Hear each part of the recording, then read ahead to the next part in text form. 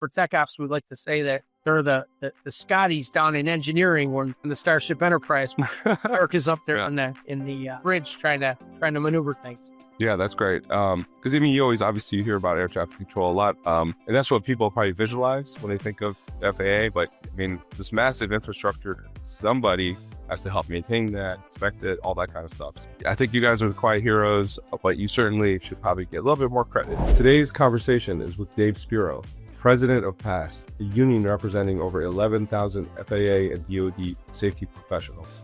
At the center of Dave's story is advocacy, a strong belief that leadership is about helping others. Let's get into it. This is Kobec on Air. CEO and co-founder Hisham built a workplace that people trust. Now he's interviewing other people-first leaders to explore what shapes them. Well, welcome to our Kobec Leadership Conversations. I'm here with Dave Spero. You are the president of PASS, which is the Professional Aviation Safety Specialists. Is that correct? That is correct. All right, Thanks awesome. for having me on. Thank you for being here. So, this conversation is really to meet with leaders who have shaped the future and where we are now through service and integrity and a deep commitment to people. I'm extremely interested in leadership and the journey of leaders to how they got to where they are and kind of your viewpoints on leadership. So that's what today's conversation is about. Now, tell me a little bit about PASS. I've been supporting the FAA since 2004, worked on things like Datacom and voice switches and a bunch of other programs. And I always thought PASS was technicians, but tell me about how big PASS is and what the mission is and who are the members. Yeah, thanks. So we represent about 11,000 FAA employees, and they are in different lines of business over in the ATO. They're in technical operations. They're in mission support. We have a lot of mission support, mostly, tech ops, and they vary in the different jobs they do, not just the ATSSs, the Airway Transportation System Specialists, but all the support people. And what we like to call them, and this is sort of a thing that recently started to pop up in some of the conversations about how to describe the support people, is they're part of the aviation ecosystem, we like to say. You might be able to pull them out for a little while, but the whole thing begins to crumble and maybe not be nourished the way it needed to. And it can't survive forever without those people. So, we're noticing some of that obviously these days. So that side of the house, and, we've got people that are management program assistants and analysts. We have people that work in occupational safety and health. We've got electronics technicians that are part of facilities and equipment that go out there and do installations. So there's just a whole plethora of people. Also, in mission support, we represent the aeronautical information specialists, who create the charts and the maps and procedures that pilots and air traffic controllers use to navigate. So that side of the house is pretty rich with a variety of different jobs. And then we represent about 4,000 people over on the aviation safety side. Most of those are aviation safety inspectors, and they oversee the regulations for aviation industry, the air carrier 121, 135, the charter operators. We oversee Part 91, everything else that is involved in making sure that airworthiness of aircraft, pilots are checked out, avionics work, having safety, dispatch. They handle all of those sorts of things. And we have aviation safety technicians that are really integral to the inspectors being able to do their work, because you want somebody that's focused on a particular field of endeavor to concentrate on that and not have to do some of the legwork that it takes to help a pilot get their license updated. Pilot may call in and say, I was supposed to get all this done, up to months ago. And here I am in the last couple of weeks. I don't want to lose my certificate. And then an aviation safety technician, an AST, who's got a really deep, rich knowledge of the regulation, they'll work with them and say, gotcha, we'll figure this out. We'll get you a waiver. They can do all those sorts of things. And it's a really endeavor. So we represent them. And then there's another group of administrative people called aviation safety assistants over on that side of the house. But we have inspectors that do other things like manage training programs. We've got people that work over at the registry in Oklahoma City, legal examiners. Want to sell your airplane, they go through all the process to make sure, kind of like when you buy a house, you got to have somebody kind of search the title to make sure everything went right. So it's but the ATSS is in tech ops. I think a lot of people maybe don't know, but that field, they make sure that all the equipment, the electronics that their traffic controllers use, the automation systems, the radars, communications, navigational aids, power systems, all that works. It's visual aids. It's all certified and working within parameters. And it's a pretty stressful thing when something's not working, maybe at O'Hare. We lose a piece of automation equipment or air surface detection equipment that controllers rely on and make sure they know where airplanes are and ground traffic in a real busy place like that. So our folks have a ton of expertise and have real professional skills. Yeah, sounds like you represent the heroes behind the scenes, right? I mean, Yeah, we like to call it for tech ops. We like to say that they're the Scotties down in engineering when the Starship Enterprise Kirk is up there yeah. in the bridge trying to maneuver things. Yeah, that's great. Because I mean, you hear about air traffic control a lot, and that's what people probably visualize when they think of FAA. But I mean, this massive infrastructure, somebody has to help maintain that, inspect it, all that kind of stuff. So I think you guys are the quiet heroes. And I don't know, maybe it's good not to always be in the news, but you certainly should probably get a little bit more credit. Because as you know, I work with former technicians, former controllers, and all great people. They're all part of that ecosystem you're talking about. It's really important. So let's go back in time a little bit. I mean, tell me a little bit about your early years. Where'd you grow up? What was life like for you as a child? It's interesting. Yeah. I normally don't throw back that far, but so I was born and raised in Buffalo, New York.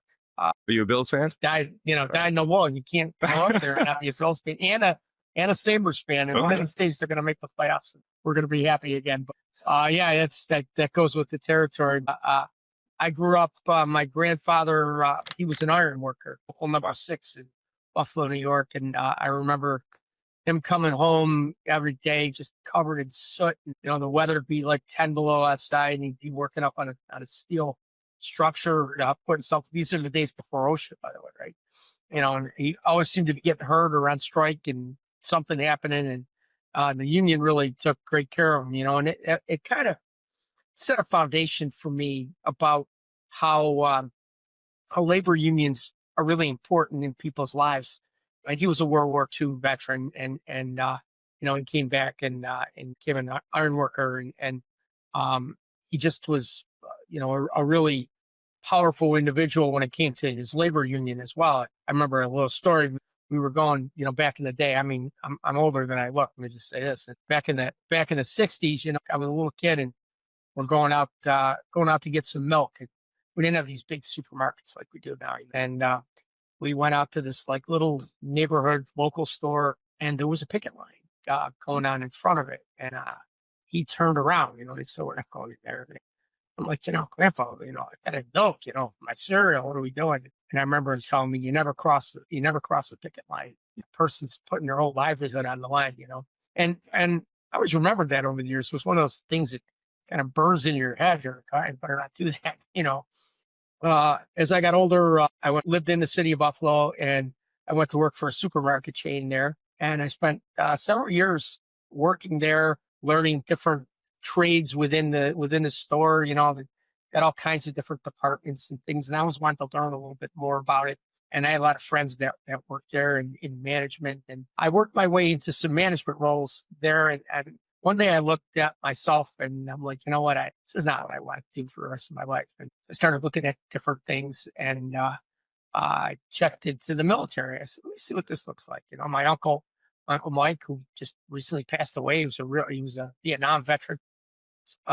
He was in the Air Force at the time, and I started looking at that, and I enlisted in the Air Force in 1984. Tomorrow being Veterans Day, it's kind of a pretty big deal. And so I went to Air Force, and I went into air traffic control, radar maintenance, and got stationed. I went to school at Keesler Air Force Base for a while, and then moved on to other things, Tyndall Air Force Base, and so on and so forth. But yeah, my early days were living in a cold city with a real big sports problem. Let's call it that way.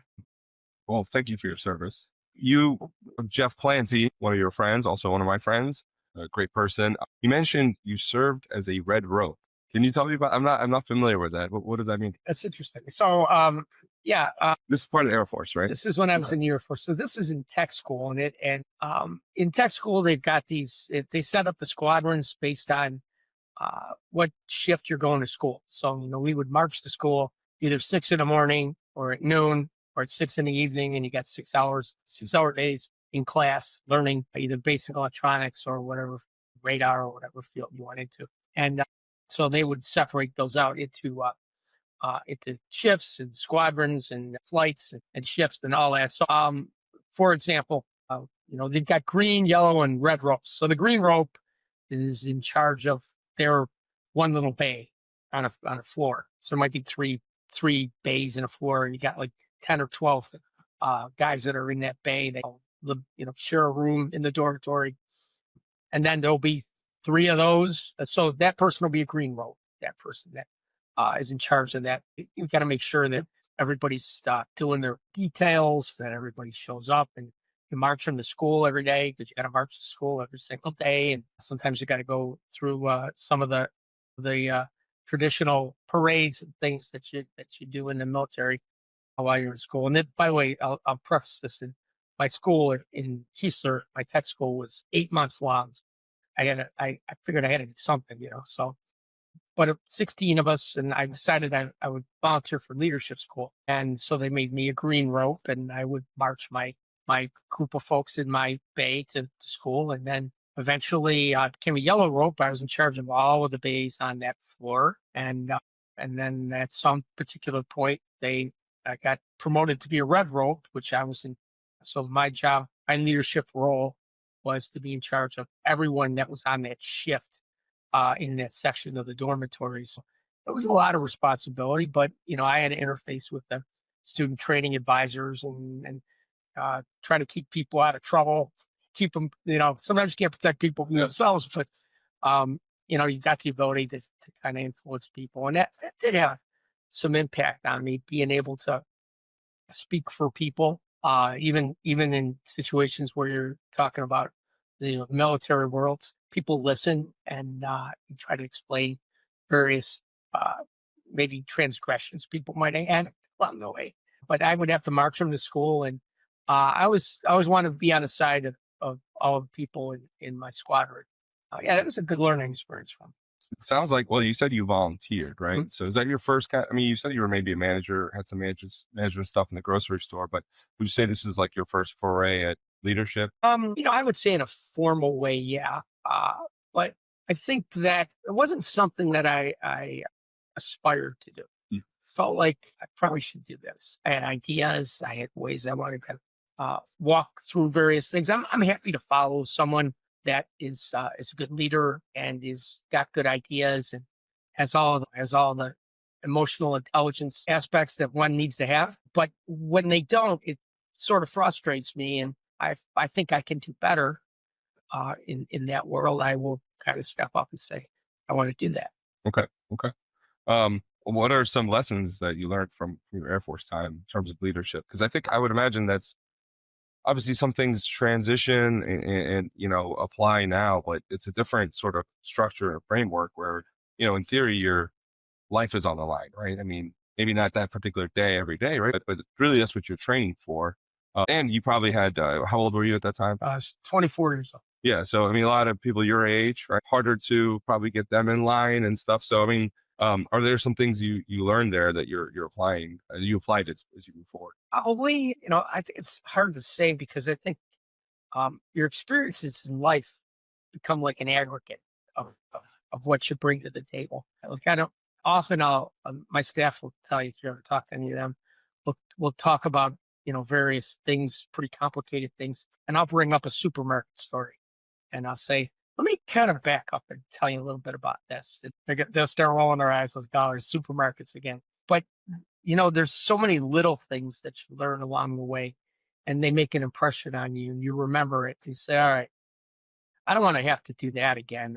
There's sort of a lesson that you draw from little stuff. Mhm. And I don't think there's any like one big epiphany moment where you go, this is my guiding light. This is how I'm going to do everything going forward. Never seemed to be that way for me. I would I still accumulate things every day. I continue to make mistakes, and what I try to do is, if I recognize that and understand it, or somebody tells me, I'm like, all right, we should try to do better. Because not only do I want to lead this organization well, but people are looking at me and they're looking up to me, and they're looking toward me to do things. So you look at those responsibilities and you say, all right, how do I want to do this? And so you think back, and every once in a while, one of those little lessons will pop up. And yeah, but it wasn't anything that was really like that moment for me.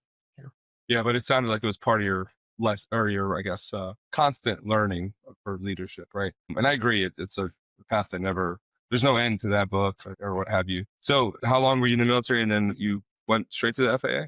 So I did 4 years in the Air Force, and then I went back to Buffalo. I had back to then, FAA they hadn't gone through what they call personnel reform now. So you had to go through the process of getting graded out to the Office of Personnel Management, getting on a list, and they would have to pull your name, and you'd have to qualify. And so it took a few months after I got out of the Air Force in early '88. But by August, they had.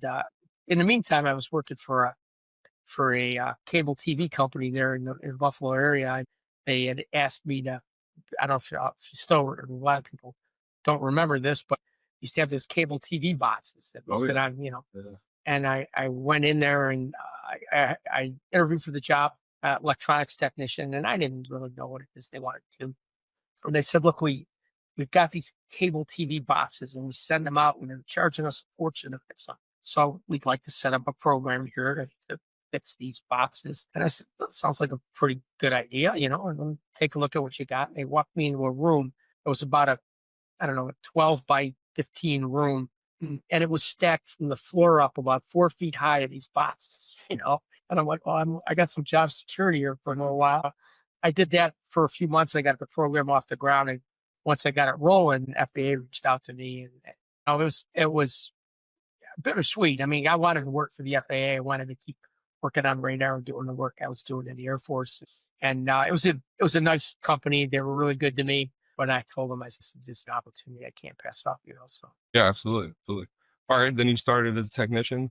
Back in the day. What was it called back? Yeah, they were just electronics technician. Okay. I was a GS 850. I was a GS 7. I got hired on it. And they started me out in training there in Buffalo. A slow, methodical process. I'm going through the schools. We wouldn't turn you loose on any equipment until you have certification. Used to paper logs back in the day, It was exciting. It was fun. I really enjoyed being able to bring what I learned in the Air Force, which was really all the same stuff. All the equipment that they had. I worked at Tyndall Air Force Base in Panama City, Florida, and all the equipment we had there, they had in Buffalo. So I was really excited to walk in there. Of course, I was 28 years old, so all those old timers, they weren't impressed.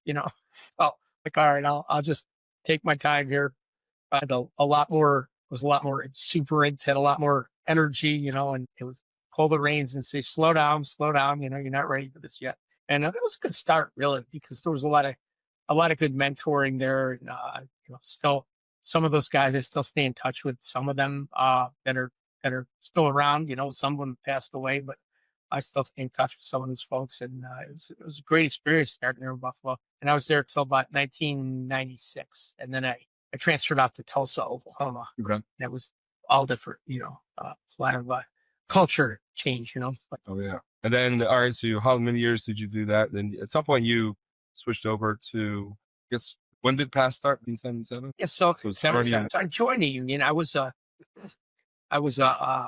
technician in Buffalo. I was a chapter president for a while. I was a local rep. And same thing in Tulsa. When I got to Tulsa, after got to take a little time, when people want to jump right into being a union representative or leadership. But I wanted to first find out, where to go grocery shopping and how to make my way to work without getting lost, those kinds of things. I see a large team with groceries. I like that. It's making me hungry. I keep bringing that up. Yeah. I actually have, my wife texted me I have to go to the grocery store after this. So That's it's perfect. part of life. Yeah, exactly. But all those things, I learned the equipment, learned my job, learned how to get around. After about a year or so, I stepped up to be a union rep in Tulsa as well. I've been a member, you join early on because that's just what you do. And so I was a union rep there. And then I got more engaged in the union in a variety of ways. We have a national legislative committee. And I'll back up a little bit. I'll go back to my years growing up at Buffalo. My father worked for the city of Buffalo, and I worked for the Parks Department. And back then it was super political, even for the employees. And so a lot of his friends were politicians, and he would be a local committeeman for the party, and he'd go house to house and signatures for petitions. And once in a while, we'd have a fundraiser in our backyard. I grew up with politics early on as a kid. It was all around me, and civic duty and voting. Couldn't wait to be 18 to actually go out and vote. And so I began to learn a lot of that early on. Buffalo, New York is a very politically dynamic area. It's a lot of really a strength in politics there. Once I got going into the union, I became part of the National Legislative Committee, where I was in Region 2, which is like the FAA Southwest, Central, and Southern regions. So I was on the union's national committee. I represented that area on the legislative committee. And the idea was to try to get people to be more engaged in the union's efforts to move legislation to things that were helpful to us, to meet their members of Congress, introduce themselves, maybe give them a tour of their facilities, show them what they do. So I was Region 2. I was Tech Ops and Airways Facilities back then is what we called it. I part of the job was to try to get people engaged in politics and speak up. That way you go meet your member of Congress. They know who you are. They know what you do. It's 90% of it. And that way you build a relationship, reach out to them and say, hey, this is why this legislation's not only good for us, but good for the flying public, good for the FAA, and kind of lobby for those sorts of things. So I got on that. I got more engaged in the union at the national level. And in 2003, I had one of those moments again where I said, I'm happy to follow, but I really wasn't happy with the direction that my regional vice president was going at the time. Good guy. He was one of the union's original founders, but I thought I could bring more to the table. Actually, I didn't start out like that. I started out asking other people. They would run against them, And after I ran into 3 or 4 different people that didn't want to do it, one of them said, well, why don't you go and do it? And I'm like, oh, man, it's just one more thing, And my kids were little at the time. I have 3 kids. My youngest was 2 at the time. And it was a heavy lift. And I had never done that kind of work before. So I ran for it. I went out. I took time off from work and I traveled on my own dime, which was really, really crazy. I mean, that's not how we even campaign anymore. And I'd go out and travel different places and meet folks and ask them to vote for me. And I don't think I was surprised, but that I won. I guess mildly surprised because it was a big deal to try to unseat somebody that was in a position that long. And I won. And I just started doing the job and doing it the best I could. And every 3 years, I'd say, well, if you want to keep me on, I'll run again. And I was reelected 6 times. Wow. And until 2021, I stepped up and said, well, my last president was retiring. And I said, maybe this is my time to stand in the middle here and run for president. So I did. And I was reelected last year. That's awesome. How long is that? Is that 3 years? Yeah, there's 3-year term. Okay. So let's go back to when you first, joined the union. Well, I guess you kind of had to, everyone did, but then stepping up to be union rep, what kind of drew you to that? Well, they say, and I'll just, I'll go too far though, but they say that the best recruiters for a union are bad managers. I had a manager there in Buffalo that was at the time was kind of a bully, and everything on the table. I worked with him as a technician. He got promoted and became a manager there. I remember telling him, I said, I don't think you can make a good manager. And there was a lot of frustration. By the way, this is sort of a lesson I learned along the way that you're not always right. And you got to depend on people that do the work. And you got to listen to them and you got to take their input on how things are supposed to go. And it's not always just one way. And when you do that, you force people, especially in the work environments, to do things that they know aren't the best way to do them. It causes low morale. It causes people to not be as effective. They don't enjoy their job as much, and you have more acrimony. And so that kind of drew me in. And I'm not really big on bullies. I don't like them, and that's kind of maybe what pulled me into this job a little bit too. I don't like it when people throw their weight around just because they can. And that was, I mean, you're talking, 35 years ago. It's a long time. So a lot of water under the bridge since then. And FAA's changed quite a bit too. That's, much more responsive to those sorts of situations brought to them. And I think you bring it to somebody in leadership in FAA in a high role. Okay, we got our threshold is exceeded for this kind of thing, and they respond. So, but that's kind of pulled me in. I like doing it. I like representing people, speaking up for them. Gave me an opportunity. I guess gave me an outlet for that sort of thing. That's awesome. That's awesome. Yeah, I mean, 11,000 of them too. That's a big responsibility. So how do you balance that responsibility? Leading a large organization with just kind of being able to stay grounded. Do you have some ways you approach your day or your week that helps you stay kind of grounded and balanced and not overwhelmed with something like that? Yeah, that's a good question. I take it one thing at a time. You can overwhelm yourself with your bandwidth. I've only got so much time. I even said it to you last week. My Friday filled up really quick. Mm-hmm. We were going to talk about this in advance, but you take things as they come one at a time. And I think if you overthink stuff, by the way, I overthink at night. Mm. When my day's over, I'm like, okay, what am I doing? What should I do? What's this going to look like? Sometimes I have to think about it and I have to stop doing that. But I take them one at a time. I don't let all of the tasks that we have overwhelm me. They do sometimes, but I try not to let them do that. But that's and I let people that can do things do them for me. I've got some really great staff at the national office here in DC, and I don't pretend to know their jobs better than they know their jobs. But they do rely on me to point them in the right direction when they give me options for things that we have to do. We've got regional vice presidents out there that are running the regions, doing the LR out there. I don't stick my nose in any of that unless they reach out to me and ask me to. And that doesn't overburden me. And it's, day by day, moment by moment. Yeah, that makes sense.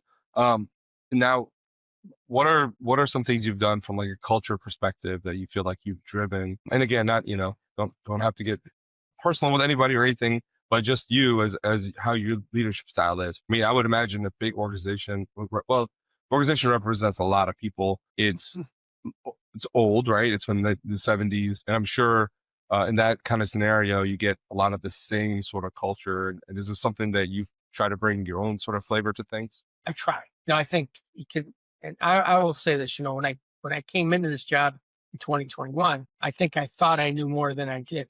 I spent 6 terms as a regional vice president. I knew that job real well. I knew this organization pretty well. I know all about it. I know its history. When you walk into a different role, you gotta kind of begin to recognize some things I don't know here. Even being around it for 18 years, there's stuff I didn't realize how this actually worked here at the national level. And as a regional vice president, I think I thought I knew that stuff. Then when you're in a deep dive and you're responsible for it, you look at it and you go, all right, this is different. So one of the things I tried to do when I came in, and nothing happens on a dime, it doesn't turn on a dime. You got to build a momentum toward things. In technical operations for our technical workforce, one of the things we wanted to do is fix a staffing problem we had over there. And I had to start on day one talking about creating a workforce plan for that workforce. What does it look like? Aviation safety inspectors that we represent have a workforce plan. Air traffic controllers have a workforce plan. But we didn't have one for tech ops. There was a lot of reasons for that, but we needed to get something down on paper that FAA recognized what the staffing should be. So that was a thing we focused on.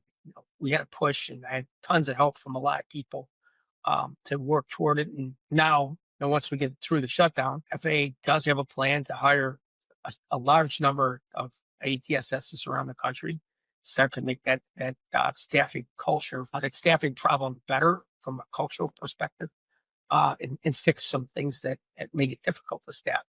I will also say that uh, from the aviation safety side of the house, I didn't represent those folks. So I had to do a really deep dive early on to understand how the aviation safety inspectors worked, what they did, what they oversaw, various language they used. And I would have conversations with them. I'd say, at the time, our contract team was in town for the ABS contract, and many of them were inspectors.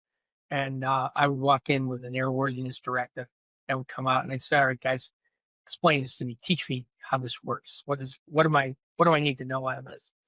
Just expose yourself to it.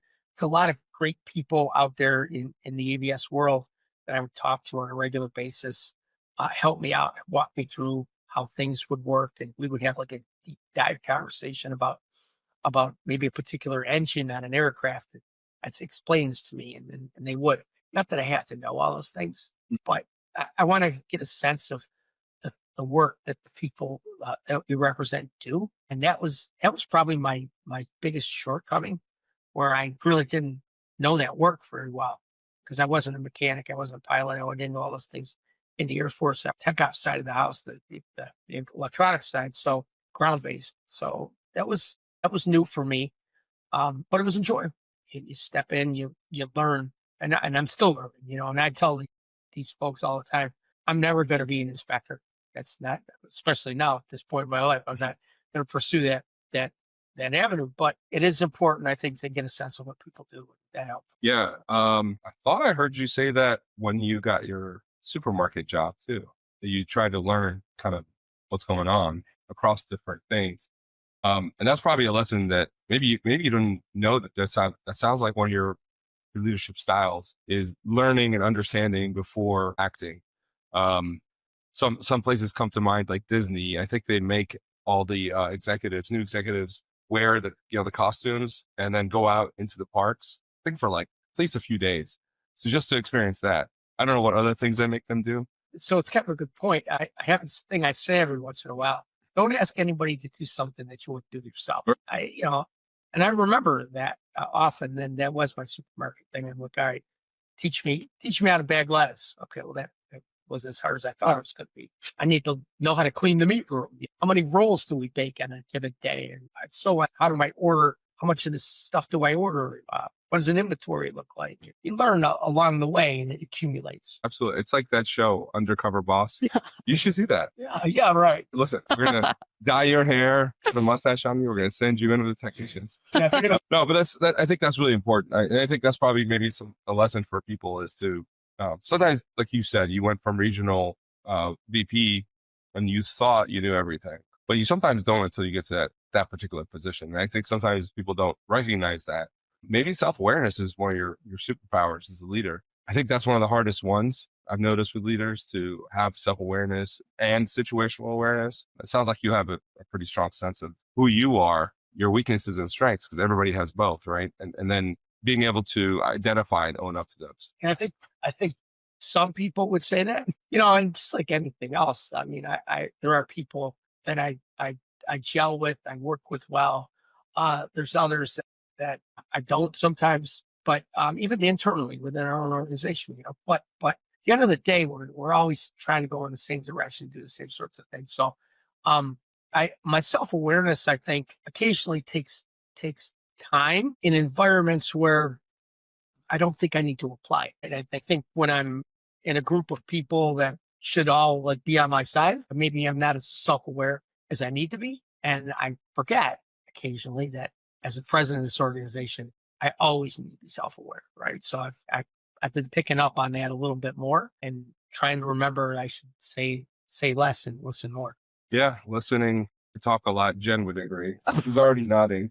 No, I was just going to say that was like the most self-aware answer. To be that you're not self-aware is a self-aware answer. Yeah. Self-aware. But no, it's got to start somewhere, and you're human, right? You're human, perfect. But if you have even recognizing that part and say, what are the parts I can build on? I think that's the hard part. Now, I have a question for you that's kind of a little bit different. I should have asked this to the previous guests too, but if you weren't doing what you're doing right now, Dave, what career would you be in? What would you be doing right now? Would you be in Hollywood, an actor? What would you be doing? After my stumble back, after my supermarket years and being in, middle and frontline management, it's a tough world too, by the way. I respect anybody that has to deal with the public on that level, buying food or groceries, service related. That is hard work because you got to be on your game all the time. You got to have a smile on your face, and you get pressure from both sides. And after that world, I said, you know what? I just want to have a job where I can pack my lunch, go into work every day, do my time, come home, and for whatever reason, my life didn't turn out like that. It's based on everything I told you. I was like, I could not stand by sometimes and not say something when I saw something I didn't like. I think it's kind of like my mother. My mother's got this expression. She says, David, somebody's got to say something. And I'm like, I don't know, Mom. You don't always have to do that. But that's kind of what took me down that road. And it took me away from it. So kind of go back to the original question. It's really what I wanted to do. When I had a job as a technician in Buffalo, New York, fixing radar and working shift work and doing all that, that was really my dream job. I really loved it. And I liked the whole idea of it. I probably would have stayed there and continued to do that if I wasn't drawn in different directions. Yeah, that's cool. So we've been talking to other guests about, how everything's changing. Everything's always changing. It just happens to be right now for us that things are changing, whether it's AI or whatever's going on in the world. Technology is mostly the biggest driver of change these days, it seems like. So, what is, and this is a question that from the previous guest, I don't want to ask you to create a question for the next guest, but what are some advice you would give to current and future leaders so they can stay ahead? So you brought up AI. I think it's a good because everybody's talking about it everywhere all the time. And sometimes things are inevitable.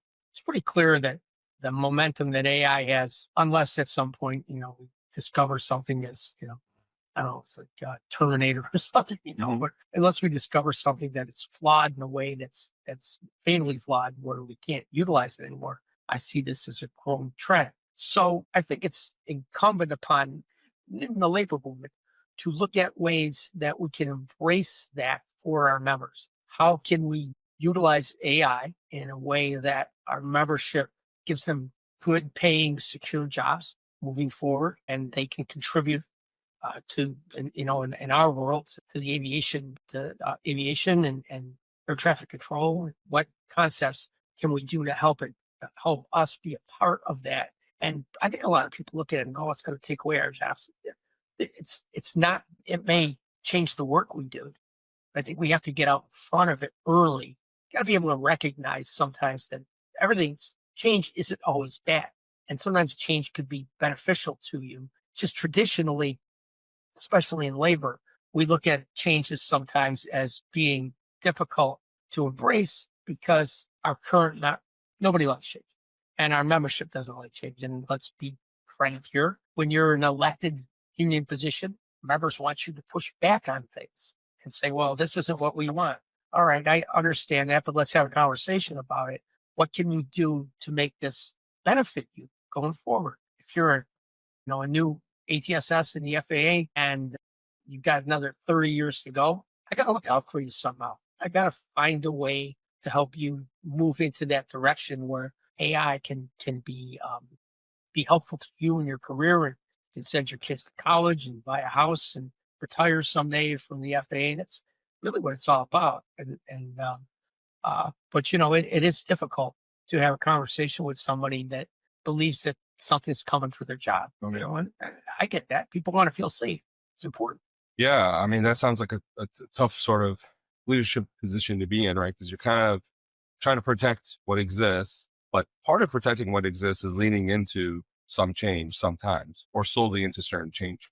And that probably has been the whole time like that. Right now, it's a little bit more time critical, maybe. That's, this is a fundamental change in our lives that we all have to be somewhat involved with. Otherwise, it will replace our jobs if we don't start to somewhat work with it and embrace it. But yeah, that must be kind of a tough sort of place to be in, right? Like how much to push and how much to not push. It is. And so, you try to do the right thing for the right reason, right? And when you talk about changes in technology, that's it is what it is. When you talk about changes to technology in the aviation world, now you have to talk about mitigating risk and making sure it doesn't cause problems that you bake it into the cake and then you can't find it later on. And those sorts of things are why we try to look at it early on.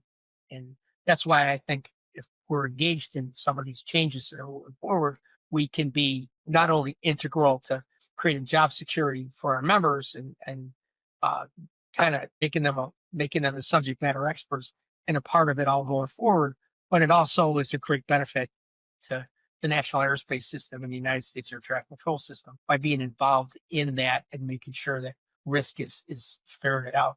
Absolutely.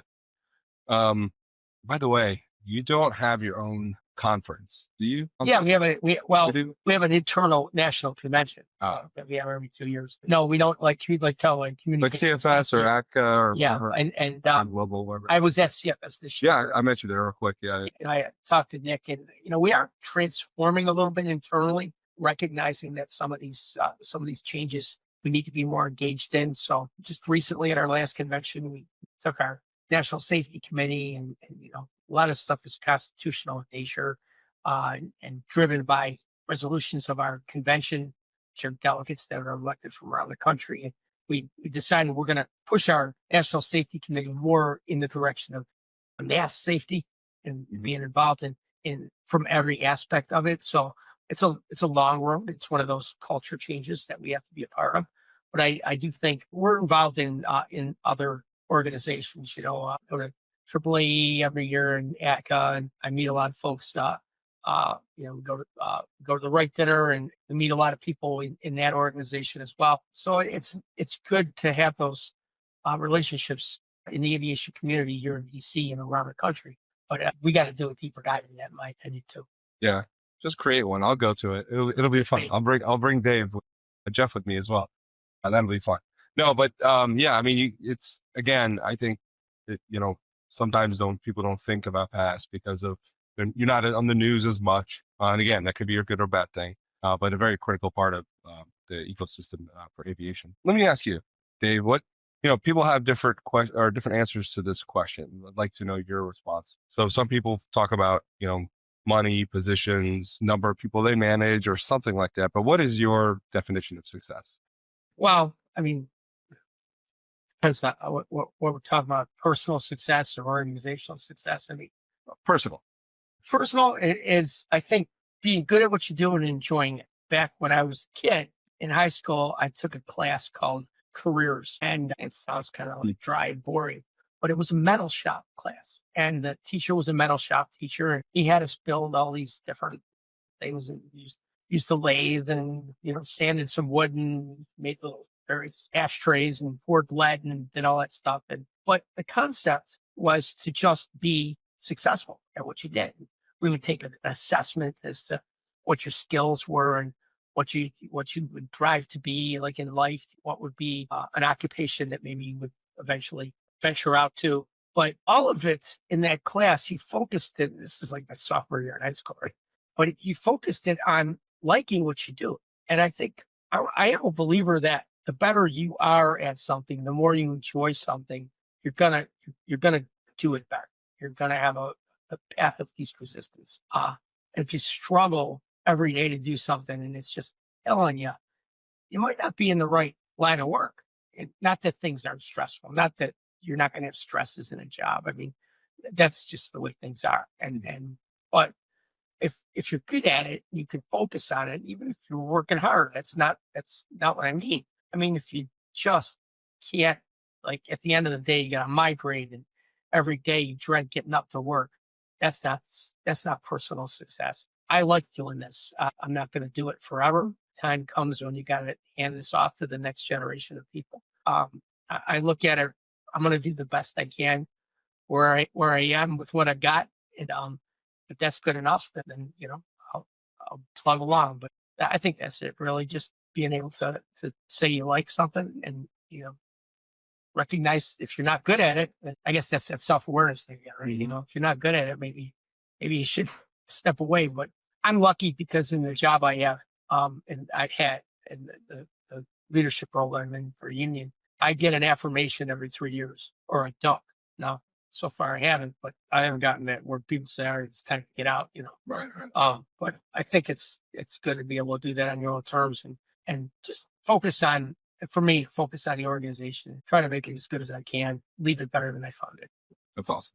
So what's one thing you would tell your younger self, piece of advice or something, some piece of information, maybe less information, but just more like advice based on your experience? Yeah, I would say, it's funny. I don't know if I would change a lot of my path because I think that what I've accumulated over the years has helped me do what I do now. But I would probably tell my earlier self, listen more, keep your mouth shut once in a while, try to listen, and maybe you wouldn't have had, in some cases, the road wouldn't have been so tough, but maybe that tough road was the path I needed to go. I don't know.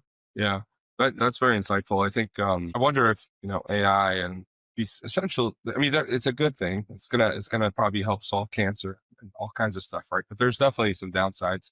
Not so much taking over and killing all humans, although I guess it's possible, but more just the shortcuts that it creates. I wonder if shortcutting everything is really good for people, because you said you have to go through experiences, and over time it's not one experience, it's everything kind of built on each other to arrive somewhere. And if you can shortcut some of those things, what is the ultimate effect? I guess we'll find out one day, I guess. I mean, just look at how cell phones have changed our lives. And I remember a time when I didn't have a screen in my face, and I remember growing up as a kid. My parents didn't know where I was. Right. When the street lights came on, I just had to be home, and it's not like that anymore. We've got constant knowledge and information bombarding us on a regular basis. I'm not saying we were any better back then when you had to walk all the way to the library to look something up to write up a paper for school. But I think that I think there were advantages to actually having to work hard to find something to get you to that that next stage. And my brother just retired as a teacher up in Lockport, New York, and over the 30 years that he was a teacher, his wife just retired as a teacher too, the year before.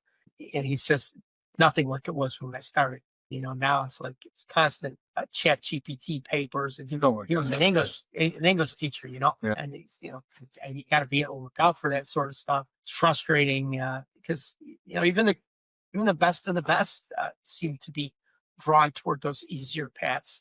I guess it just sometimes it depends on the work you're going to get into and what you want to do, but it's going to take discipline for people to be able to say, all right, I'm not going to take the shortcut. Maybe I learn more by not doing it. Yeah. I just saw a commercial or something on Instagram, but it's about a school called the Alpha, I think. There's maybe 4 or 6 of them in the US. One is opening up at Chantilly, and it's an AI-assisted school. Basically, their whole thing is they do 2 hours of AI-enhanced teaching, if you will. And then the rest of the day, they do more life and, I guess, that kind of learning. I mean, I'm not sure if they teach things like how credit works or things like that, but they do have the opportunity to do those kinds of things. The stuff I actually wish they did sometimes, right? But so it's more about learning how to be a human at the last part of it. So I don't know. It's kind of interesting. Trying to squeeze in as much of more the technical stuff up front, and then more like being a human at the end. Maybe that kind of goes back to what I was saying before, where they're embracing AI, right? Instead of fighting it all and telling kids don't use it. We can't. All right, let's find a way to utilize it in such a way that you learn some boundaries and some benefits on how to use it. It doesn't run your life. So maybe that's an example of that. I don't know. Absolutely. All right, so we have a new tradition. Well, it's been 3 episodes, so it's kind of a tradition. It's for you to, I think I already asked you the question from the last guest, but for you to come up with a question to the next guest, who we don't know who that is yet, but it will be a leader. So if there's some question you've always wanted to ask another fellow leader, what would that be? Wow. I'm not the type of person that doesn't ask what I'm thinking. So I might have exhausted all of those questions, but I think sometimes I run into people that really don't seem happy with what they're doing. Here's what I would say. I would say, what would it take for you as an individual to tell somebody you don't know what you're doing when you're charged with it?